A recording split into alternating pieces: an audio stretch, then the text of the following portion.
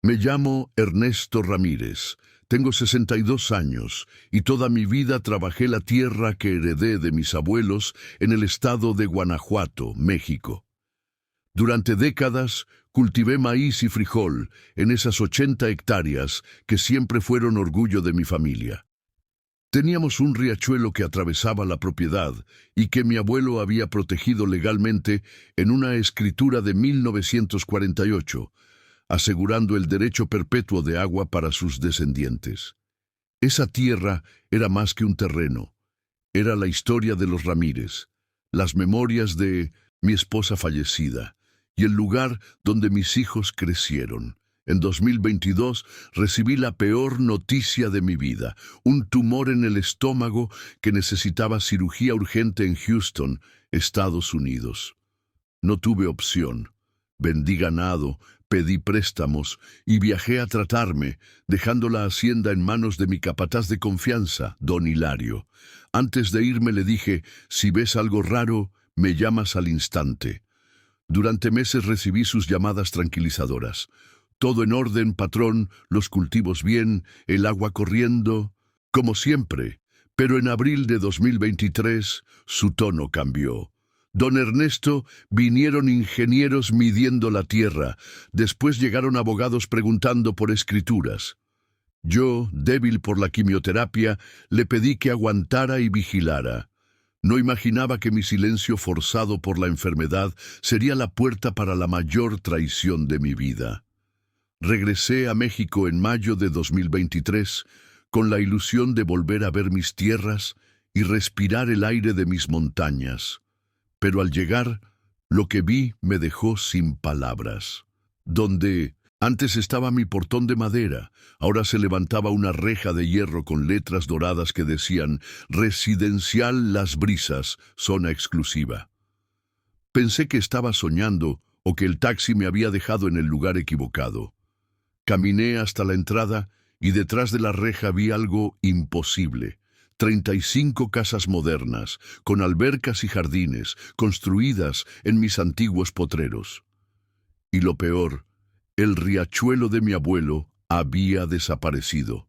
El agua que corría libre desde hacía más de un siglo ya no estaba. Un guardia de seguridad me salió al paso. «Señor, no puede entrar, es propiedad privada». Le respondí que yo era el dueño legítimo de ese terreno, que esa tierra tenía escrituras a mi nombre. El hombre se rió en mi cara y me amenazó con llamar a la policía. Le mostré mi credencial de elector, mi pasaporte, pero no le importó. Me quedé parado mirando mi propia tierra tras unas rejas, como un extraño. Esa noche no pude dormir. Al día siguiente fui al registro público de la propiedad y lo que encontré fue aún más aterrador.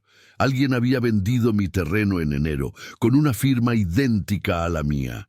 La escritura decía que yo mismo había firmado en León, cuando en esa fecha estaba internado en Houston. Era una falsificación perfecta, validada por un notario local. Supe en ese instante que estaba frente a una conspiración mucho más grande de lo que podía imaginar. Con la rabia en el pecho, fui directo a buscar a don Hilario, mi capataz. Su casa estaba vacía, las ventanas cerradas, y los vecinos me dijeron que había desaparecido en febrero, de un día para otro. Nadie sabía nada. Una vecina anciana, doña Rosario, me contó que vio llegar camiones y excavadoras a mi terreno mientras yo estaba en el extranjero. Su capataz estaba ahí, don Ernesto, pero se le veía nervioso como obligado. Después ya no lo vimos más. Mis sospechas crecieron.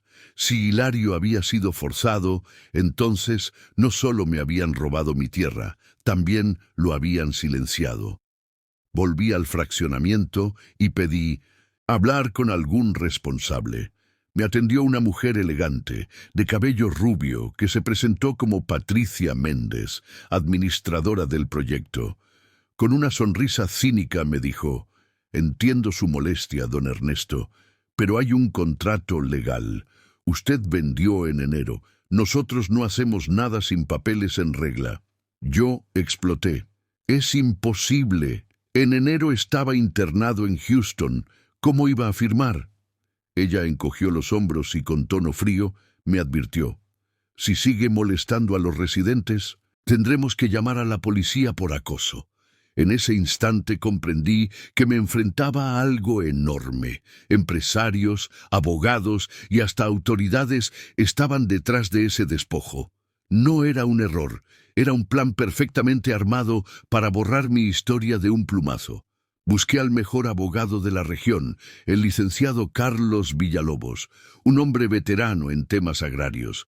Después de revisar los documentos, me miró serio. Esto es una falsificación tan bien hecha que parece auténtica. Notario, testigos, todo. Pero encontré un detalle. Alteraron el curso del riachuelo sin permiso de la Comisión Nacional del Agua. Eso es un delito ambiental federal gravísimo. Si conseguimos pruebas, no solo recuperará la tierra, también caerá todo el proyecto. Esa noche revolví los baúles donde mi padre guardaba los papeles antiguos. Entre recibos y cartas encontré una joya, una escritura de 1948 en la que mi abuelo aseguraba derechos perpetuos sobre el uso del riachuelo. Eso significaba que, aunque alguien comprara el terreno, el agua siempre pertenecería a mi familia. Llamé de inmediato a Villalobos y le dije: licenciado, encontré oro. Él se emocionó. Con esto tenemos un arma poderosa, Ernesto. Ni el Estado puede quitarte esos derechos. Vamos a usarlos contra ellos.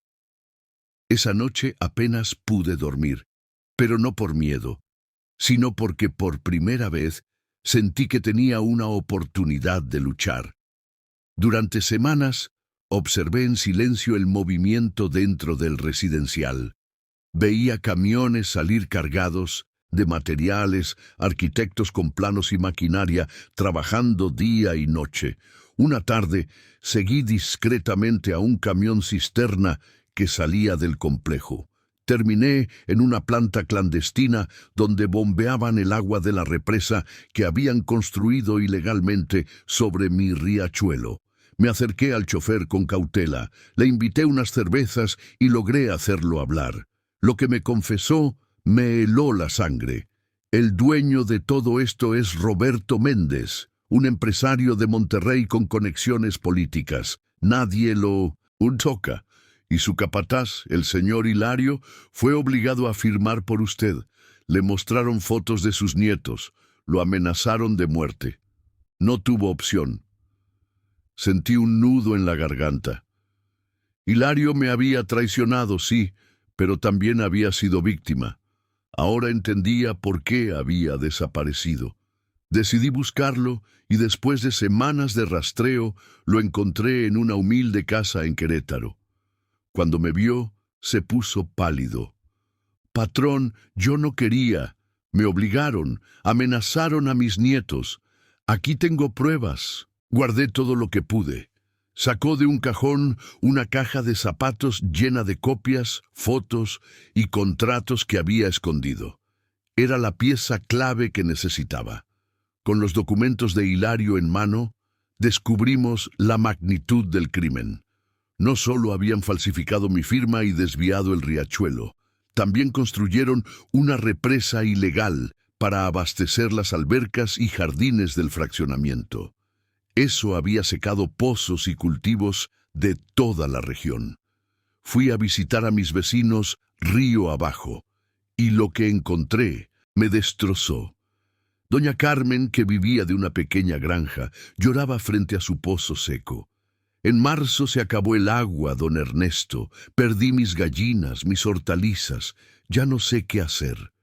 Uno por uno, los campesinos me contaban la misma tragedia. Pozos vacíos, tierras áridas, animales muriendo. Entonces entendí, esto no era solo un robo a mi familia, era un ataque contra toda la comunidad. Convocamos a una reunión en la iglesia del pueblo. Llegaron más de 20 familias afectadas. Esa noche les dije: si peleo solo me aplastan, pero si peleamos juntos podemos derrotarlos. Así nació la Asociación de Afectados por el Riachuelo Santo Tomás. Entre todos recogimos firmas, testimonios, fotos. Teníamos que alzar la voz. El primer golpe lo dimos con la prensa. Invitamos a un periodista independiente de Ciudad de México que se sorprendió con la magnitud del caso. Publicó un reportaje titulado «Condominio de lujo seca comunidades en Guanajuato». En pocas horas la nota se hizo viral, pero la respuesta de los empresarios fue brutal. Al día siguiente recibí una demanda por difamación firmada por los abogados del residencial Las Brisas. Querían intimidarme, callarme, hacerme gastar lo que no tenía en tribunales. Aún así, no me dejé vencer. Mi abogado Villalobos me presentó con la doctora Ana Lucía Ortega, experta en derecho ambiental. Ella analizó todo y dijo: «Esto no es un simple fraude, es un crimen federal contra bienes nacionales. El agua es de la nación y aquí hay pruebas suficientes para que la Fiscalía Ambiental y la Conagua intervengan». Por primera vez sentí que David podía derrotar a Goliat.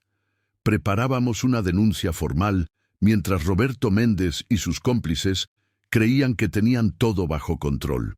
Lo que ellos no sabían es que la fuerza de un pueblo con sed de justicia puede ser más poderosa que cualquier fortuna.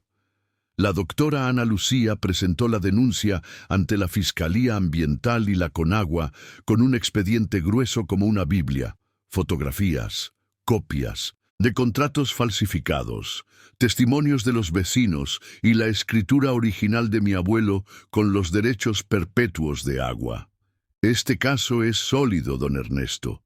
Aquí hay fraude, crimen ambiental y asociación delictuosa, me aseguró con firmeza. Mientras tanto, el residencial intensificaba su campaña en mi contra. En redes sociales aparecieron perfiles falsos diciendo que yo era un viejo loco que quería frenar el progreso. Incluso me llamaron enemigo del desarrollo. Mis nietos, que vivían en 1900 y León, vieron esos comentarios y me llamaron llorando. Yo les dije: «No se preocupen, hijos, la verdad siempre encuentra su cauce, como el agua». Esa frase se volvió mi mantra. Cada día recibía más mensajes de campesinos que habían perdido su sustento por culpa de la represa. Era la prueba viviente de que no estaba solo. En agosto de 2023, el Ministerio Público Federal me citó para declarar. Viajé hasta la capital del estado, con el sombrero en la mano y el corazón acelerado. El procurador, un hombre serio llamado Ricardo Vázquez, revisó cada documento y al final me dijo: «Don Ernesto, raramente recibimos denuncias tan completas. Usted no viene a quejarse, viene a mostrar un crimen organizado. Le prometo que vamos a actuar». Salí de ahí con lágrimas en los ojos. Por primera vez en meses sentí que el Estado no estaba comprado del todo. Aún así, sabía que los enemigos eran poderosos. Roberto Méndez tenía vínculos con diputados y hasta con un magistrado de Guanajuato. No sería fácil, pero ya había una grieta en su muro, y por esa grieta el agua empezaba a filtrarse. Mientras la justicia avanzaba, yo seguía investigando.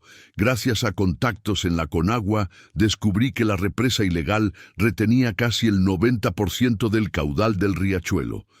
Eso no solo era un delito, era una sentencia de muerte para toda la región agrícola. Preparé informes técnicos con cálculos de hidráulica, recordando lo que había estudiado en mi juventud. Descubrí que la represa tenía una válvula de seguridad. Si se abría, el agua regresaría a su cauce natural en cuestión de horas. Se lo conté a la doctora Ana Lucía. Ella me advirtió: si toca esa válvula sin autorización federal, podrían acusarlo de vandalismo, pero si lo hace en presencia de las autoridades, será justicia pura. Yo asentí. En mi corazón ya sabía que algún día esa válvula sería mi carta final. En septiembre llegó el momento. La Conagua y la Policía Federal organizaron un operativo sorpresa en el residencial Las Brisas. A las 6 de la mañana llegaron camionetas con agentes armados y técnicos ambientales. Yo estaba ahí como testigo. Patricia intentó detenerlos en la entrada, gritando que era propiedad privada. El jefe del operativo le mostró la orden judicial. Somos autoridad federal. Apártese o será arrestada por obstrucción. Su cara se desfiguró. Al entrar, los técnicos confirmaron todo. Bombas clandestinas, tuberías ilegales, documentos falsos. Pero lo más impactante fue llegar a la naciente. Estaba seca, rodeada de concreto. Esto es un crimen flagrante, declaró el procurador. Yo me acerqué, toqué la tierra reseca y susurré, aguanta, riachuelo, ya vamos a devolverte la vida. Después de 10 horas de inspección, la orden fue clara. La represa debía ser lacrada y las compuertas abiertas al día siguiente bajo supervisión federal. Esa noche no pude dormir. Imaginaba el agua corriendo otra vez, llenando los pozos, devolviendo vida a las huertas. Al amanecer, cientos de vecinos se reunieron conmigo frente a la represa. Algunos llevaban pancartas, otros banderas mexicanas. Cuando los ingenieros giraron la válvula, el murmullo del agua se convirtió en rugido. Primero un hilo tímido, luego un torrente imparable. El riachuelo volvió a cantar después de meses de silencio.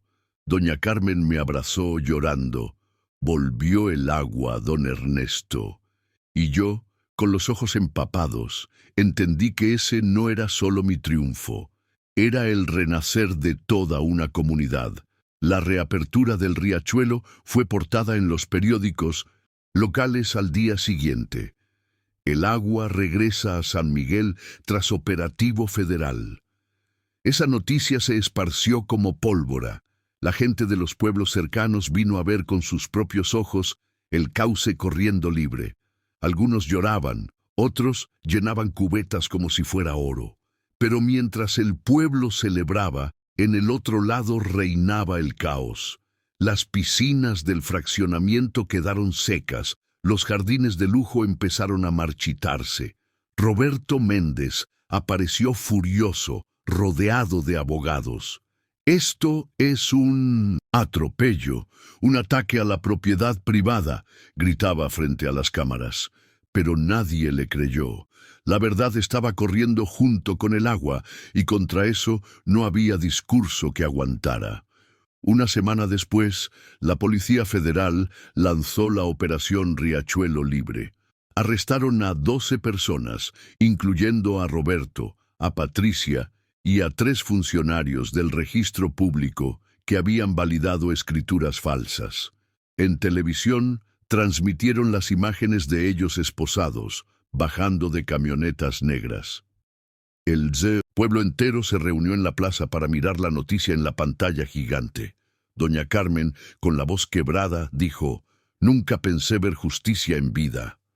Yo solo apreté mi sombrero contra el pecho y agradecí en silencio, porque la justicia tarda, pero llega. Y ese día llegó con uniforme, órdenes judiciales y la fuerza de una comunidad que no se dejó aplastar. El juicio fue un espectáculo. Los abogados de Roberto intentaron todo. Dijeron que yo estaba senil, que había falsificado pruebas, que era un campesino resentido. Pero cada mentira se derrumbaba frente a los documentos, los testimonios y las fotos guardadas por Antonio. El juez federal fue contundente. Se trata de un crimen ambiental, fraude documental y asociación ilícita. La sentencia cayó como un trueno. Roberto Méndez, 12 años de prisión. Patricia, 8 años. Y una multa de 25 millones de pesos para la reparación ambiental. Ese dinero sería usado para restaurar las nacientes y ayudar a las familias afectadas. Por primera vez en mucho tiempo, dormí sin miedo a perderlo todo. Con el fallo en mano, las excavadoras entraron al fraccionamiento. Una a una, las mansiones de lujo fueron demolidas hasta quedar en polvo. Los cimientos del fraude se convirtieron en ruinas. En su lugar, el gobierno municipal decretó la creación de una reserva ecológica comunitaria. La gente lo celebró con música de banda, tambores y cohetes. Yo estuve en primera fila mirando cómo mi tierra volvía a ser lo que siempre fue. Un espacio de vida, no de especulación. Y cuando el primer árbol fue plantado en lo que antes era una piscina, sentí que mi abuelo y mi padre sonreían desde el cielo. Antonio, mi fiel capataz, regresó a la finca. Lo abracé fuerte, sin rencor. «Usted me salvó con esa caja de documentos», le dije. Él lloró y me pidió perdón una y otra vez. Yo le respondí: «Fuiste víctima como yo, y ahora necesitamos mirar hacia adelante». Volvió a cuidar el ganado, a arreglar las cercas y a preparar la tierra para sembrar. El riachuelo, libre otra vez, se desbordaba de peces pequeños. Las familias que antes lloraban sus cosechas muertas, ahora volvían a plantar. Y en medio de esa nueva vida, yo entendí la lección más importante. Nunca se subestima la fuerza de un hombre defendiendo su tierra. Ni el dinero, ni los jueces corruptos, ni las amenazas pudieron conmigo. El renacimiento de la comunidad fue tan rápido como inesperado. A las pocas semanas de que la represa fuera abierta, las chacras vecinas reverdecieron como si la tierra hubiese estado esperando ese momento durante años. Los pozos volvieron a llenarse, los animales regresaron a los bebederos y los niños se bañaban en las orillas del riachuelo como lo hacían sus abuelos. En la plaza de San Miguel se organizó una misa de agradecimiento. Los campesinos llevaron velas, flores y hasta guitarras. Yo, con el sombrero en la mano, miraba todo y pensaba que no solo recuperamos el agua, sino la dignidad. Ese día la gente me abrazaba, me llamaba héroe, pero yo solo repetía que el verdadero héroe era el río, que nunca dejó de buscar su camino a pesar de los muros que le construyeron. La noticia trascendió fronteras. Periódicos de la Ciudad de México publicaron titulares como «Campesino derrota a magnate en defensa del agua». Cadenas de televisión de Estados Unidos también hablaron del caso, sorprendidos de que un simple agricultor pudiera enfrentarse y ganar a un grupo empresarial con jueces de su lado. Universidades me invitaron a dar charlas sobre derechos de agua y resistencia comunitaria. La doctora Ana Lucía, mi abogada, fue entrevistada en programas nacionales y escribió artículos académicos explicando cómo nuestro proceso se convirtió en un modelo de restauración ambiental. Yo, un hombre de 58 años que apenas había salido de su rancho, me encontré de pronto en auditorios hablando ante jóvenes estudiantes que aplaudían cada vez que mencionaba la palabra justicia. El gobierno federal decretó que el caso sería ejemplo para futuras disputas de agua. Funcionarios de la Comisión Nacional del Agua vinieron a San Miguel para inaugurar oficialmente la reserva ecológica en los terrenos donde antes se levantaban las mansiones ilegales. Plantaron ceibas, sauces y huizaches alrededor del cauce y colocaron un letrero de piedra con letras grabadas: Riachuelo Santo Tomás, patrimonio comunitario protegido a perpetuidad. La ceremonia fue emotiva. Niños de las escuelas llevaron dibujos del río, ancianos contaron historias de sequías pasadas y yo di un discurso corto. Hoy no celebramos mi victoria, celebramos que el agua vuelve a ser de todos. Ese día entendí que mi lucha ya no era solo mía. Era símbolo de resistencia para muchas comunidades olvidadas. Con el tiempo, empezaron a llegar cartas de otros pueblos de México y de inmigrantes en Estados Unidos que habían leído la historia. Me contaban sobre intentos de despojo similares, empresas que desviaban ríos, políticos que firmaban permisos ilegales, familias enteras que perdían tierras heredadas. Muchos decían que nuestra victoria les dio esperanza. Una comunidad de Oaxaca me invitó a asesorarlos, otra en Nuevo México me pidió consejos sobre cómo organizarse. Respondí como pude, con palabras sencillas, pero con la certeza de que la unión y la verdad son más fuertes que cualquier millonario con abogados. Lo que antes fue mi pesadilla se transformó en semilla de resistencia para otros. Mientras tanto, en San Miguel, la vida recuperaba su ritmo. El ganado volvía a engordar. Los campos de maíz y frijol reverdecían y el mercado dominical estaba más animado que nunca. Los visitantes llegaban para ver el riachuelo restaurado y algunos turistas dejaban dinero en el pueblo, beneficiando a todos. En mi finca levanté una placa de madera tallada que decía «Guardianes del Riachuelo, 4 generaciones». Cada vez que la miro recuerdo a mi bisabuelo, que trajo a la familia hasta aquí siguiendo el rumor del agua. Ahora sé que cumplí con su legado. Mi cáncer está controlado, mi cuerpo resiste y mi alma también. Y si algún día mis nietos me preguntan qué aprendí de todo esto, responderé que la justicia, como el agua, siempre encuentra su cauce. Con el paso de los meses, aprendí a perdonar a los que habían sido arrastrados por el miedo.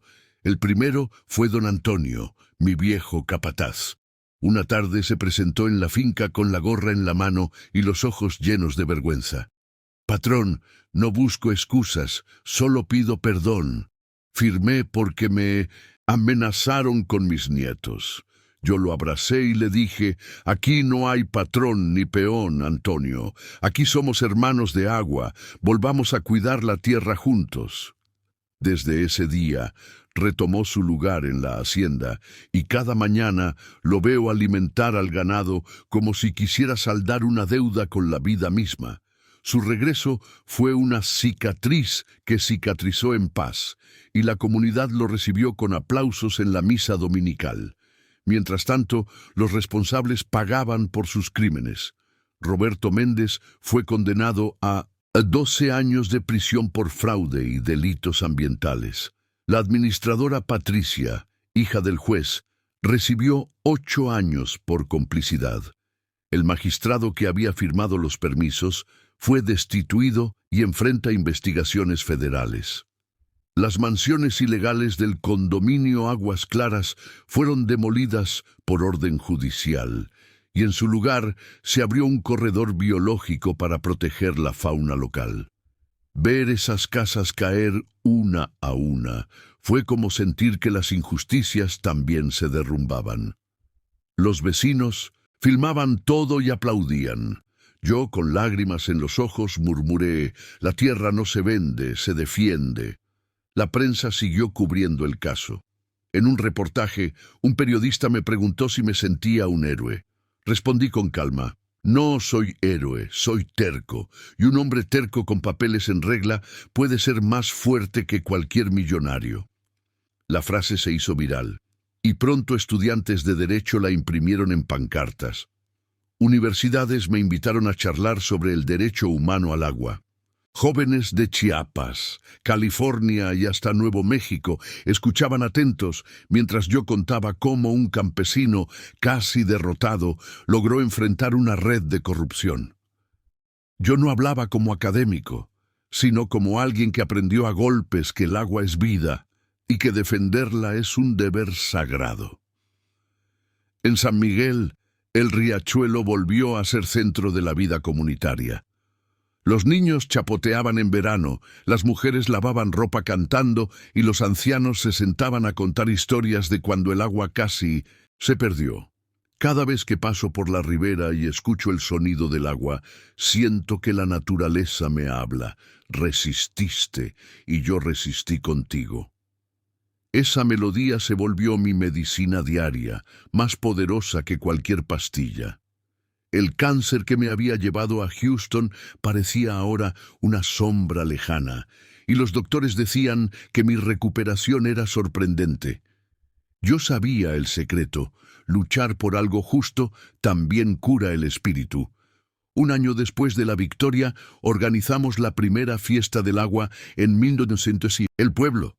Hubo música de mariachi, bailes tradicionales, feria de comidas y un desfile de niños vestidos de gotas de agua y peces. En la plaza se inauguró una fuente con la inscripción: El agua vuelve a donde pertenece, al pueblo. Gente de pueblos vecinos vino a celebrar con nosotros. Yo subí al escenario con don Antonio y la doctora Ana Lucía a mi lado. Tomé el micrófono y dije: si alguna vez intentan quitarles lo que es suyo, recuerden que juntos somos más fuertes que cualquier represa.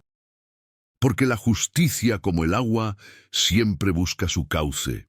El aplauso fue tan fuerte que sentí que los muros de la injusticia temblaban de nuevo. Con el tiempo, decidí dejar un legado que fuera más allá de mis palabras. Fui al notario y registré la hacienda y el riachuelo como patrimonio comunitario, con una cláusula que impedía cualquier venta futura. Esto no será nunca más propiedad de un hombre, sino de todos, declaré.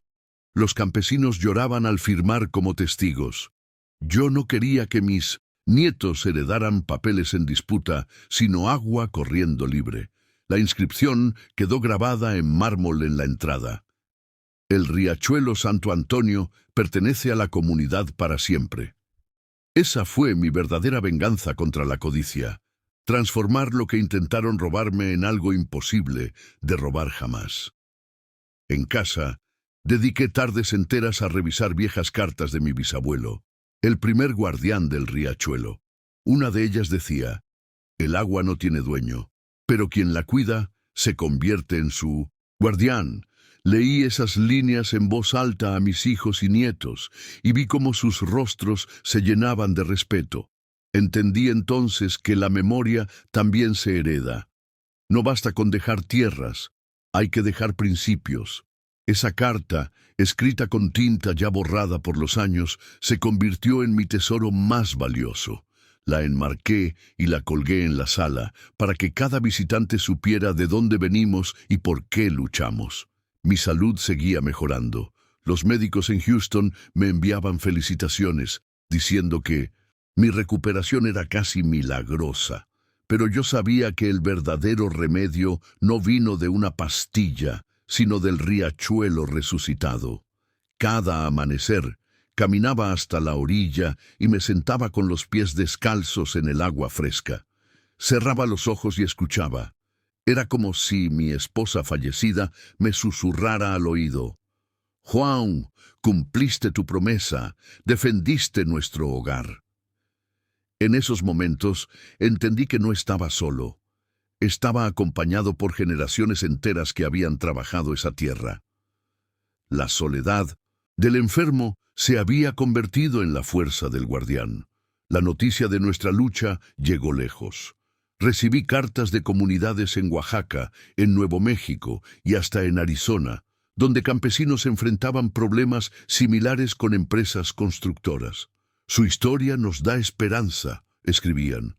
Una de esas cartas venía firmada por 60 familias que estaban resistiendo a un megaproyecto de represa. Me pidieron consejo y yo respondí con la frase que ahora era mi bandera: no se rindan, porque el agua siempre encuentra su camino. Saber que mi pequeña batalla inspiraba a otras me dio un sentido más grande que cualquier triunfo personal. Era como si el riachuelo de mi tierra hubiera encendido una corriente en todo el continente. Al mirar atrás, comprendí que lo que empezó como una tragedia terminó siendo un renacer. Intentaron robarme la hacienda, silenciar mi voz, secar mi riachuelo. Pero al final, ganamos más que agua. Ganamos dignidad. En el pueblo, ya no me llaman solo Juan, el viejo, hacendado. Ahora me llaman el guardián del agua, y yo acepto ese título con orgullo, no por mí, sino por todos los que entendieron que la tierra y el agua no se negocian. Cada domingo, cuando mis nietos corren por los prados verdes y mojan sus manos en el riachuelo, sé que mi misión está cumplida. Y si algún día me preguntan qué legado dejé, diré simplemente: les devolví el agua y con ella la vida. Con la represa demolida y el riachuelo fluyendo libre, la comunidad decidió organizar una gran celebración. No era una fiesta de lujo, sino un encuentro sencillo en la plaza del pueblo. Hombres, mujeres y niños llegaron con tamales, tortillas recién hechas, guitarras y velas encendidas. Yo, sentado bajo un árbol, miraba cómo las familias brindaban con agua cristalina del riachuelo en lugar de vino. Ese gesto me arrancó lágrimas. «Brindamos por lo que nunca debió perderse», dijo doña Carmen levantando su vaso. La música llenó la noche, y mientras los niños corrían riendo, pensé que esa era la verdadera victoria, ver un pueblo renacer unido. No era mi triunfo personal, era un triunfo colectivo que quedaría grabado en la memoria de todos. Poco después, recibí la visita inesperada de un periodista de un diario internacional. «Señor Juan, su historia está recorriendo el mundo. Queremos publicarla como ejemplo de resistencia comunitaria», dijo con su grabadora en mano. Acepté la entrevista, pero dejé claro, no soy héroe, soy un hombre común que defendió lo que es de todos. Días más tarde, el artículo salió con el título «El guardián del agua que venció a la corrupción».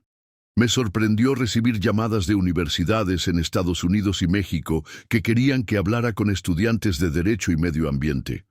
No fui para presumir, sino para mostrar que la justicia sí puede triunfar cuando la verdad tiene raíces profundas. Los años siguientes consolidaron lo que habíamos ganado. El gobierno local declaró el área alrededor del riachuelo como reserva comunitaria, prohibiendo construcciones privadas. La comunidad se organizó para mantener guardias voluntarias que cuidaban las nacientes. Jóvenes que antes pensaban en irse a las ciudades, ahora encontraban propósito en proteger su tierra. «Este lugar es nuestra universidad», decían, mientras aprendían técnicas de reforestación y manejo del agua. Yo observaba orgulloso, consciente de que las futuras generaciones no solo heredaban un riachuelo, sino también una cultura de respeto y unión. El agua ya no era solo un recurso, se había convertido en símbolo de identidad. Sin embargo, aún quedaba una herida abierta, el recuerdo de los hombres que intentaron robarnos todo. Algunos de ellos cumplieron largas condenas. Otros pagaron con su reputación manchada para siempre.